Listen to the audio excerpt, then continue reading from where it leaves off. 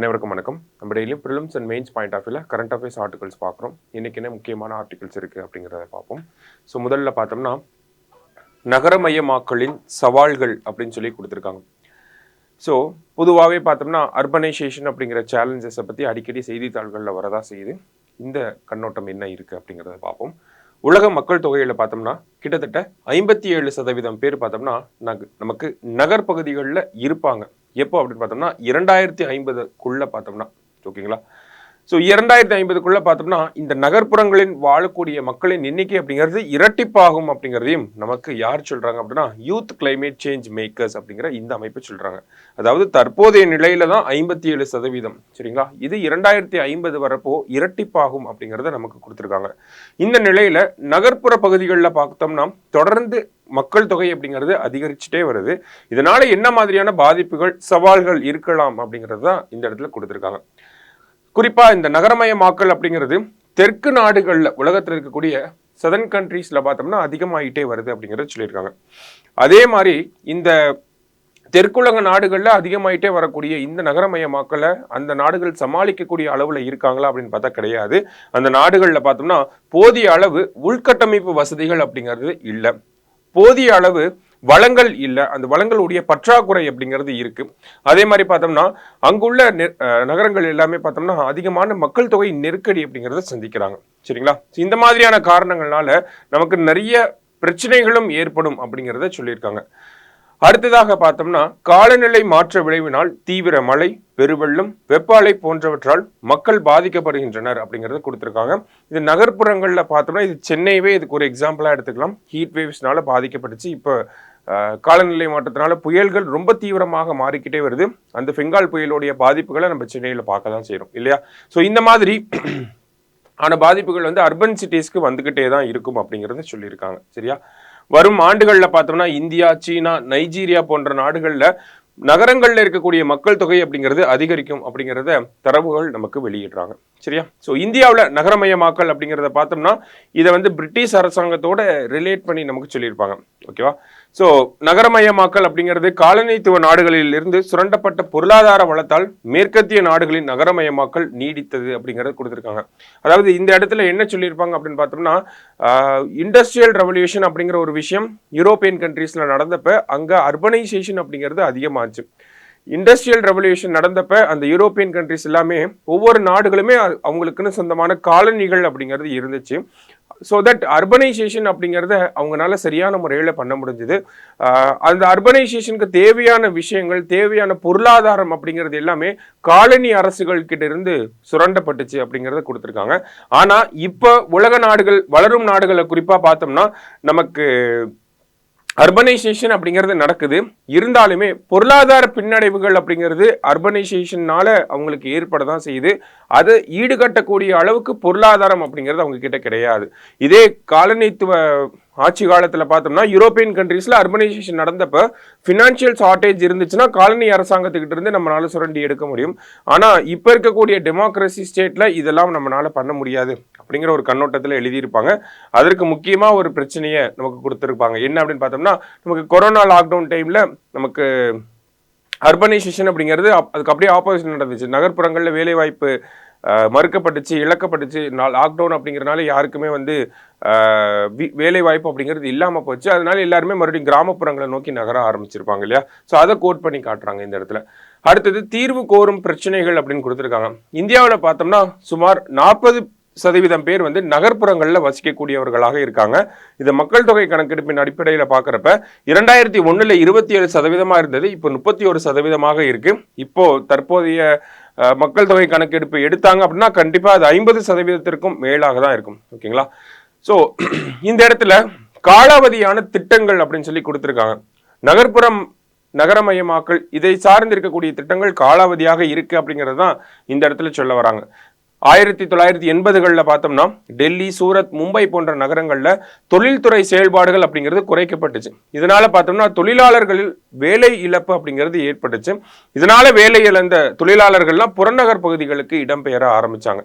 இந்தியாவை மக்கள் தொகையில பார்த்தோம்னா கிட்டத்தட்ட 41% பேர் நமக்கு குடிசை பகுதிகளில் வசிச்சுட்டு இருக்காங்க இன்னமுமே. அது மட்டும் இல்லாம பார்த்தோம்னா நகர்ப்புற வேலைகள்ல கிட்டத்தட்ட 90% பார்த்தோம்னா அமைப்பு சாரா தொழில்களை சார்ந்தவையாக இருக்கு. அன்ஆர்கனைஸ் செக்டாருக்கு தான் அதிகமான வேலை வாய்ப்புகள் அப்படிங்கிறது இருக்கிறதா சொல்லியிருக்காங்க. பெரும்பாலான வேலை வாய்ப்பு நகர்ப்புற வேலைகள் அப்படிங்கிறது அப்படிதான் இருக்குன்றத சொல்றாங்க. அடுத்து இது முதல் ஒரு சவாலாக இருக்கு நமக்கு. அடுத்ததா பார்த்தோம்னா தான் நமக்கு இந்த சுற்றுச்சூழல் பாதிப்பு, அதிகரிக்கும் மக்கள் தொகை, இதனால ஏற்படக்கூடிய பிரச்சனைகள், காற்று மாசுபாடு, நமக்கு செட்டில்மெண்ட்ஸ்க்கு பிளேசஸ் இல்லாமல் போகிறது, பாப்புலேஷன் டென்சிட்டி அதிகமாகிறது, இதெல்லாம் நம்ம சொல்ல முடியும். சரிங்களா? அடுத்ததா பார்த்தோம்னா இந்த காற்று மாசுபாடு அப்படிங்கிறதே இந்தியாவில் ஒரு பிரச்சனை தான். கிட்டத்தட்ட ஏர் குவாலிட்டி இண்டெக்ஸ் அப்படிங்கிற இந்த ஒரு விஷயத்துல இந்தியாவுடைய முக்காவாசியான நகரங்கள் ரொம்ப மோசமா செயல்பட்டு வராங்க. கிட்டத்தட்ட உலகத்தில் இருக்கக்கூடிய முதல் 50 மோசமான காற்று மாசுபாடு இருக்கக்கூடிய நகரங்கள்ல 42 நகரங்கள் பார்த்தோம்னா இந்தியாவை சேர்ந்த நகரங்களாக தான் இருக்கு. அதுல குறிப்பா டெல்லி ரொம்ப புவரா பெர்ஃபார்ம் பண்ணிட்டு இருக்காங்க. ஸோ இதற்கான தீர்வுகள் அப்படிங்கிறத பார்த்தோம்னா இந்தியாவுடைய நகர பகுதிகளில் கிட்டத்தட்ட 80 கோடி மக்கள் 2050 வசிப்பாங்க அப்படிங்கறத சொல்றாங்க. ஓகேவா? அப்ப நிறைய சுகாதார நெருக்கடிகள் அப்படிங்கிறது நமக்கு வரதான் போகுது. இதுல காற்று மாசு அப்படிங்கிறது உருவாகாம இருக்கக்கூடிய ஒரு முக்கியமான பிரச்சனை, உருவாகக்கூடிய ஒரு முக்கியமான பிரச்சனையாக இருக்கு. ஆனா காற்று மாசுனால பாதிக்கப்படுறது யார் அப்படின்னு பார்த்தோம்னா ஏழை மக்கள் தான் அதிகமாக பாதிப்படைவாங்க. ஸோ அதுக்கான விஷயங்களை அரசாங்கம் பண்ணும். ரயில் போக்குவரத்து, பொது போக்குவரத்தை அரசாங்கங்கள் அதை ப்ரொமோட் பண்ணணும் அப்படின்னு சொல்றாங்க. ஓகேங்களா? தீர்வுகள் அப்படிங்கிற விஷயத்துக்கு கீழே தீவிர வானிலை நிகழ்வுகளால ஏற்படக்கூடிய இந்த பெருவெள்ளம் போன்ற விஷயங்கள் அதெல்லாம் ஏர்லி வார்னிங் சிஸ்டம் அதெல்லாம் நம்ம மிட்டிகேஷன் மெஷர்ஸை நல்லா கொண்டு வரணும்.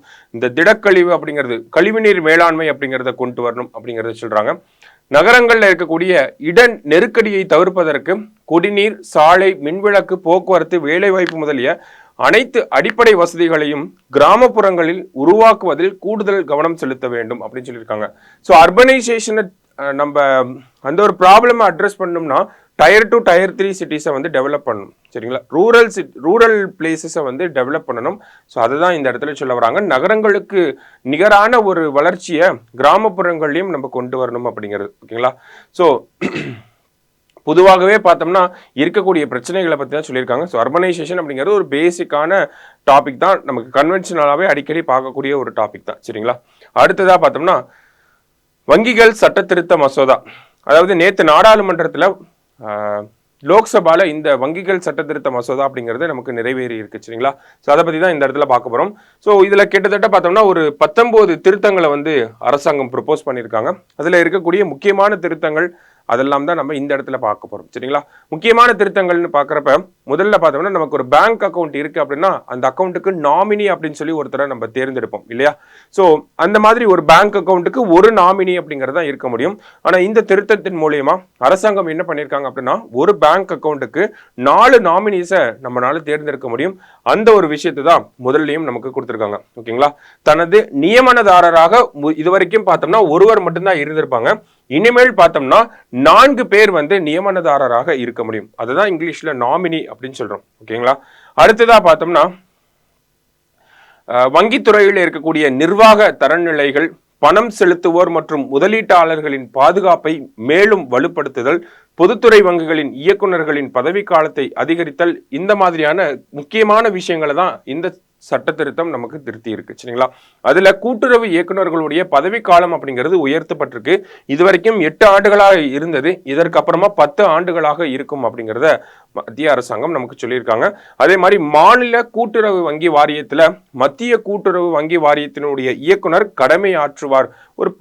ஒரு ரோல் அப்படிங்கிறது அவருக்கு இருக்கு அப்படிங்கிறதையும் சொல்லியிருக்காங்க.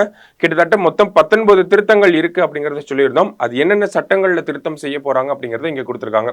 இந்திய ரிசர்வ் வங்கி சட்டம் 1934, வங்கி ஒழுங்காற்று சட்டம் 1949, பாரத ஸ்டேட் வங்கி சட்டம் 1955, வங்கி நிறுவனங்கள் சட்டம் 1970 மற்றும் 80, இந்த மாதிரியான சட்டங்களை திருத்தி கிட்டத்தட்ட 19 திருத்தங்களை நமக்கு நேத்து ப்ரொபோஸ் பண்ண பில்லுல இருக்கு. சரிங்களா? கடைசியா பார்த்தோம்னா பொதுத்துறை வங்கிகள்ல மத்திய அரசின் பங்கு அப்படிங்கிறத 51% இருந்து 26% குறைத்து வங்கிகளை தனியார்மயமாக்குவதே இந்த மசோதாவின் நோக்கம் என பாராளுமன்றத்தில் எதிர்ப்புகள் அப்படிங்கிறது கண்டிப்பா ஒவ்வொரு மசோதாவுக்கும் தெரிவிப்பாங்க இல்லையா? அதுல இந்த ஒரு எதிர்ப்பு அப்படிங்கிறத பிரதானமா நம்மளால பார்க்க முடிஞ்சது. 51% இருக்கக்கூடிய அரசாங்கம் அரசாங்கத்தினுடைய அந்த பங்களிப்பு அப்படிங்கிறது 26% குறைக்கப்பட்டு நமக்கு வங்கிகள் தனியார் மயமாக்க போறாங்க அப்படிங்கிற ஒரு குற்றச்சாட்டை அரசாங்கத்தின் மேல இந்த பில்லை டிஸ்கஸ் பண்றப்ப வச்சிருந்தாங்க. சரியா? அடுத்தது புதிய குற்றவியல் சட்டங்கள் சண்டிகரில் 100% அமல் அப்படின்னு சொல்லி கொடுத்திருக்காங்க. நம்மளுடைய பிரதமர் இந்த சண்டிகர் அப்படிங்கிற இந்த யூனியன் பிரதேசத்தை பாராட்டி இருக்கார். எதற்காக அப்படின்னு பார்த்தோம்னா புதிய குற்றவியல் சட்டங்களை சரியான முறையில் 100% நடைமுறைப்படுத்தின ஒரு யூனியன் பிரதேசமாக இருக்கு. இந்தியாவிலேயே மற்ற எந்த ஒரு மாநிலத்துக்கும் சரி யூனியன் பிரதேசத்துக்கும் சரி இந்த ஒரு அங்கீகாரம் அப்படிங்கிறது இன்ன வரைக்கும் கிடைக்கவில்லை. சரிங்களா? அப்ப 3 புதிய குற்றவியல் சட்டங்கள் அப்படின்னு பாக்குறப்ப பாரதிய நியாய சங்கீதா, பாரதிய நாகரிக் சுரக்ஷா சங்கீதா, பாரதிய சாட்சிய அதிநியம் அப்படிங்கிறது தான் இந்த 3 புதிய குற்றவியல் சட்டங்கள் அப்படிங்கிறது. இந்த புதிய குற்றவியல் சட்டங்கள் 2023 டிசம்பர் மாதம் இயற்றப்பட்டு நமக்கு ஜூலை 1, 2024 இருந்து நடைமுறைப்படுத்தப்பட்ட இந்த புதிய குற்றவியல் சட்டங்களை 100% நடைமுறைப்படுத்தப்பட்ட ஒரு யூனியன் பிரதேசமாக நமக்கு சண்டிகர் அப்படிங்கிறது வந்திருக்கு. அதை தான் இங்கே கொடுத்துருக்காங்க. கடைசியா பார்த்தோம்னா நிதிக்குழு தமிழகத்துக்கு நியாயம் வழங்குமா அப்படின்னு சொல்லி கேட்டிருக்காங்க. அதாவது 16வது நிதிக்குழு ஒவ்வொரு மாநிலத்தையும் சந்திச்சு அவங்களுடைய குறைகளை கேட்டுட்டு இருக்காங்க. அந்த வகையில தமிழகத்தையும் சந்திச்சுட்டு போனாங்க. அதை பேஸ் பண்ணி ஒரு ஆர்டிக்கலை நமக்கு கொடுத்துருக்காங்க. நிதிக்குழுவோட அவங்களுடைய பணிகள் என்னவா இருக்கு, என்ன மாதிரியான பிரச்சனைகள் இந்த நிதி பகிர்வுல இருக்கு அப்படிங்கிறதா இந்த ஆர்டிக்கல்ல கொடுத்துருக்காங்க. சென்டர் ஸ்டேட் ரிலேஷன்ஸ், ஃபினான்ஷியல் ரிலேஷன்ஸை ரிலேட் பண்ணி நமக்கு மெயின்ஸ் பாயிண்ட் ஆஃப் வியூல இந்த ஒரு ஆர்டிக்கலை நம்ம அடாப்ட் பண்ண முடியும். சரிங்களா?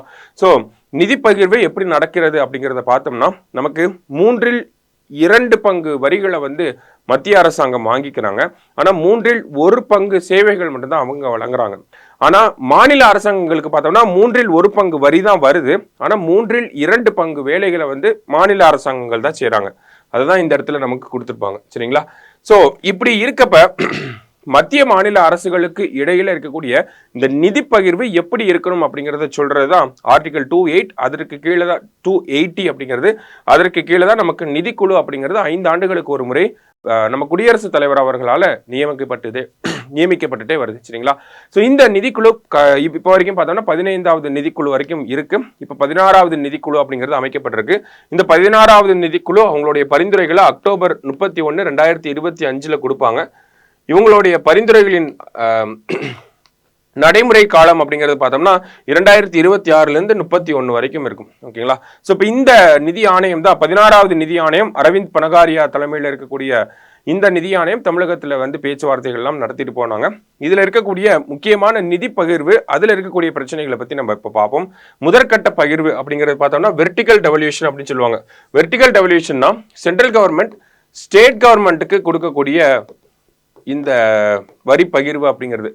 ஸோ இந்த வெர்டிகல் டெவல்யூஷன் அப்படிங்கிறது பார்த்தோம்னா 15வது நிதி ஆணையத்தின்படி பார்க்குறப்ப 41% இருக்கு. 41% தான் 15வது நிதி ஆணையம் பரிந்துரைத்தது. ஆனால் ஆக்சுவலி ரியலைஸ் ஆனது அப்படின்னு பார்த்தோம்னா 33% தான் ரியலைஸ் ஆயிருக்கு. கிட்டத்தட்ட 8% இன்னும் ரியலைஸ் ஆகவே இல்லை. ஓகேங்களா? 41% தரணும் அப்படிங்கிற சொல்லியிருந்தாலுமே 33% தான் கொடுத்துருக்காங்க. அப்ப ஒரு 8% மிஸ் ஆகுது. அதான் 8% நிதி எப்படி குறைந்தது அப்படின்னு சொல்லி கேள்வி கேட்டிருக்காங்க. இதற்கு காரணம் என்ன அப்படின்னு பார்த்தோம்னா மத்திய அரசாங்கத்தினுடைய சிறப்பு வரிகள் அப்படிங்கிறது.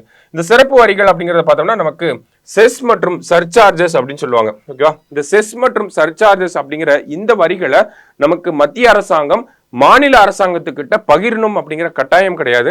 அதனால நிறைய வரிகளை பார்த்தோம்னா இந்த செஸ் மற்றும் சர்சார்ஜஸ்க்கு கீழே கொண்டு வராங்க. இப்போ இந்த சிறப்பு வரிகள் பார்த்தோம்னா 2012ஆம் ஆண்டு நமக்கு 10% தான் இருந்துச்சு மத்திய அரசாங்கத்தோட வருவாயில. ஆனா 2020ஆம் ஆண்டு பாக்குறப்ப இதுவே 20% உயர்ந்திருக்கு.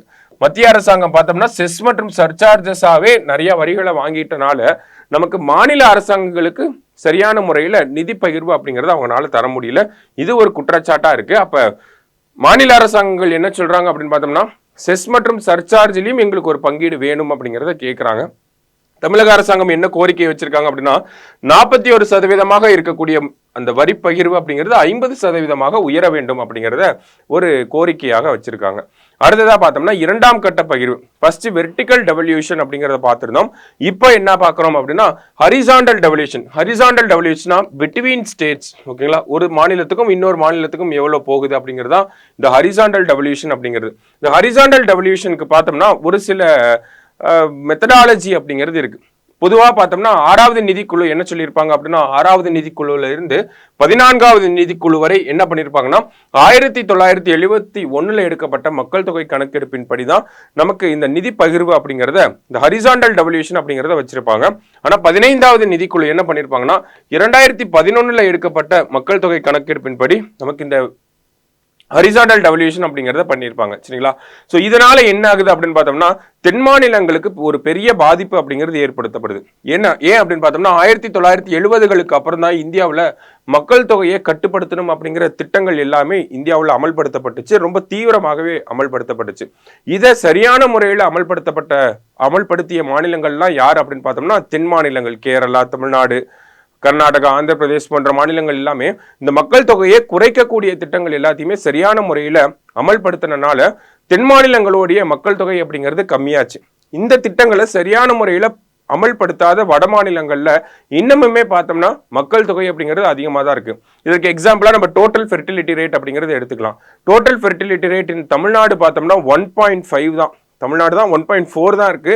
இந்தியாவிலே கம்மி தமிழ்நாட்டில் தான். ஆனா உத்தரப்பிரதேசத்துல எல்லாம் பார்த்தோம்னா 2.25 கிட்ட இருக்கு. சரிங்களா? அப்ப மக்கள் தொகையை சரியான முறையில நம்ம கம்மி பண்ணியிருக்கோம். ஓகேங்களா? ஆனா வட மாநிலங்கள் சரியான முறையில கம்மி பண்ணல.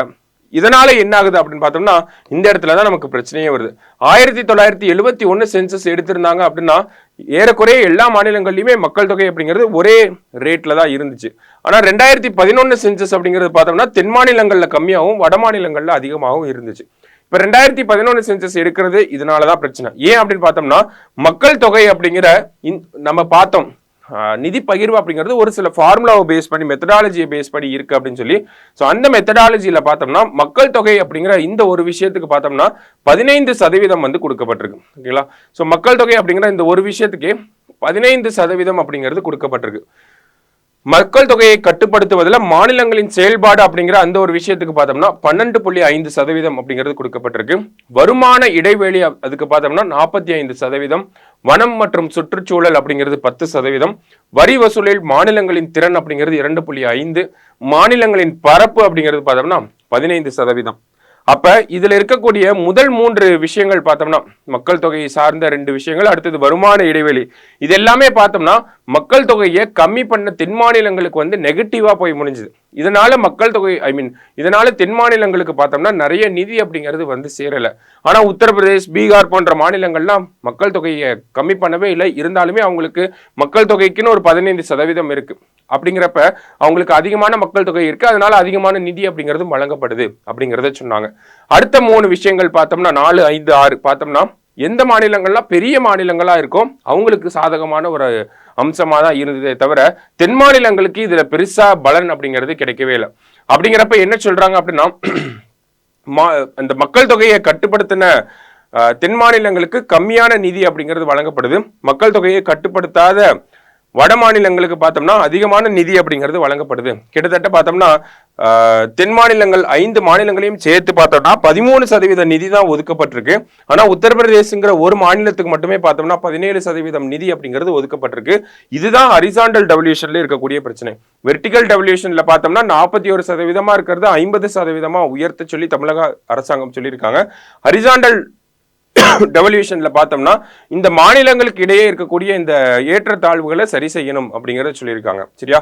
சோ அதுக்கு தமிழக அரசாங்கம் என்ன சொல்றாங்க அப்படின்னு பார்த்தோம்னா நமக்கு 2011 சென்சஸ்க்கு பதிலா 1971 சென்சஸை எடுத்து நீங்க அந்த ஒரு மக்கள் தொகை கணக்கெடுப்பை எடுத்தே நீங்க வரி பகிர்வு அப்படிங்கறத கொடுத்தீங்கன்னா இந்த மாதிரியான ஏற்றத்தாழ்வுகள் அப்படிங்கிறது இருக்காது அப்படிங்கறத சொல்லியிருக்காங்க. அது மட்டும் இல்லாம ஒரு சில விஷயங்களை முன்மொழிவும் செஞ்சிருக்காங்க. என்ன அப்படின்னா மக்கள் தொகை அப்படிங்கிறது 20%, அந்த வரி பகிர்வு அப்படிங்கிற அந்த மெத்தடாலஜில இந்த 5 ஃபேக்டர்ஸை எடுத்துட்டு வாங்க அப்படின்னு சொல்றாங்க. வரி பகிர்வு மக்கள் தொகை அப்படிங்கிறது 20%, மக்கள் தொகையை கட்டுப்படுத்துவதில் மாநிலங்களின் செயல்பாடுக்கு ஒரு 20%, வருமான இடைவெளிக்கு 35%, அங்கு 45 பார்த்திருப்போம், இங்க 35%, நாட்டின் பொருளாதாரத்துக்கு மாநிலத்தின் பங்களிப்புல ஒரு 15%, அடுத்தது நகரமயமாக்கல் அதுக்கு ஒரு 10%. ஸோ இந்த ஒரு ஃபார்மேட்ல கொடுத்தீங்க அப்படின்னா தென் மாநிலங்களுக்கும் அவங்க எந்த லெவல்ல இருக்காங்களோ அதற்கான நிதி அப்படிங்கிறது கிடைக்கும் அப்படிங்கிறது தமிழக அரசாங்கத்தினுடைய ஒரு நிலைப்பாடாக இருக்கு. ஸோ அதை பற்றி தான் இந்த ஆர்டிக்கலை நம்ம பார்த்துருக்கோம் சரிங்களா. ஸோ டைரக்டாக இது நமக்கு சென்ட்ரல் ஸ்டேட் ரிலேஷனில் ஃபினான்ஷியல் ரிலேஷன்ஷிப்பில் வரக்கூடிய ஒரு பிரச்சனைகள் சார்ந்த ஒரு கேள்வியாக தான் இருக்கும். ஓகேங்களா, இஷ்யூ பேஸ்டு கொஸ்டின் தான் இதெல்லாம். ஸோ ஒரு தடவை நல்லா பார்த்து வச்சுக்கோங்க. தேங்க்யூ.